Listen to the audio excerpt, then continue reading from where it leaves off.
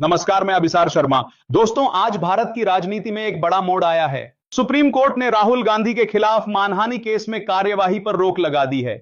यह वो केस है जहां राहुल ने मोदी सरकार पर सवाल उठाए थे और अब यह फैसला भारतीय लोकतंत्र के लिए टर्निंग पॉइंट साबित हो सकता है, क्योंकि यह दिखाता है कि विपक्ष की आवाज दबाने की कोशिशें काम नहीं करेंगी।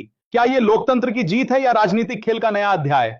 दोस्तों, इस वीडियो में मैं आपको पूरी डिटेल्स दूंगा, लेकिन उससे पहले एक छोटी सी रिक्वेस्ट। अगर आपने अभी तक वीडियो को लाइक नहीं किया है तो गोदी मीडिया के एंकर्स की तरह आलसी मत बनिए। लाइक बटन दबाइए, इसे अपने दोस्तों और परिवार के साथ शेयर कीजिए और कमेंट्स में बताइए कि भारत के किस शहर या राज्य से आप ये वीडियो देख रहे हैं। और हां, अगर आपने अभी तक हमारे चैनल को सब्सक्राइब नहीं किया है तो जल्दी से कर लीजिए, क्योंकि न्यूज चैनल बदल सकते हैं लेकिन सच्ची खबर नहीं बदलती। अब आते हैं मुख्य मुद्दे पर। दोस्तों, भारत में चुनावी सरगर्मियां तेज हो रही हैं, खासकर बिहार, महाराष्ट्र और अन्य राज्यों में। मैं आज 12 प्रमुख चुनावी खबरों पर गहराई से विश्लेषण करूंगा। ये सब मोदी, राहुल गांधी, भाजपा, कांग्रेस और उनकी चुनावी रणनीतियों से जुड़ी हैं। हम फैक्ट्स, स्टेटमेंट्स और मीडिया रिपोर्ट्स के आधार पर बात करेंगे। टोन सीरियस रखूंगा, जांच पड़ताल वाली, और जहां लोकतंत्र, शासन या पारदर्शिता में कमी दिखेगी वहां थोड़ी आलोचना भी, क्योंकि सच्चाई छिपाने से काम नहीं चलेगा। पहली खबर, सुप्रीम कोर्ट ने राहुल गांधी के खिलाफ मानहानि केस में कार्यवाही पर रोक लगा दी। यह केस अगस्त 2025 का है, जहां राहुल ने भारत चीन सीमा पर सेना के बारे में टिप्पणी की थी।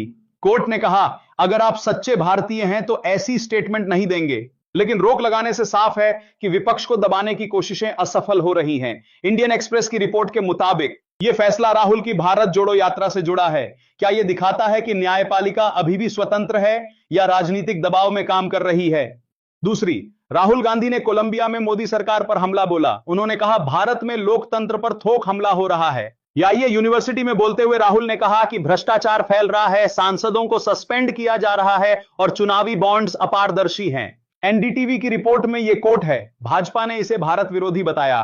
क्या राहुल की ये बातें सही हैं या विदेशी मिट्टी पर देश को बदनाम कर रहे हैं? तीसरी, भाजपा ने राहुल पर पलटवार किया। भाजपा सांसद सुधांशु त्रिवेदी ने कहा कि कांग्रेस विदेशी निर्देशों पर चल रही है। हिंदुस्तान टाइम्स में रिपोर्ट है कि भाजपा राहुल को प्रोपेगेंडा का लीडर बता रही है। चुनावी रणनीति के तहत भाजपा राहुल को भारत विरोधी दिखा रही है। क्या यह विपक्ष को कमजोर करने की स्ट्रेटजी है? चौथी, कांग्रेस की होर्डिंग में राहुल गांधी को भगवान राम के रूप में दिखाया गया। लखनऊ में यह पोस्टर है जहां राहुल वोट चोर रावण को मार रहे हैं। टाइम्स ऑफ इंडिया की रिपोर्ट, लेकिन 2007 में कांग्रेस ने सुप्रीम कोर्ट में कहा था कि राम का कोई ऐतिहासिक सबूत नहीं। क्या यह चुनावी हिपोक्रेसी है या युवा वोटर्स को आकर्षित करने की रणनीति?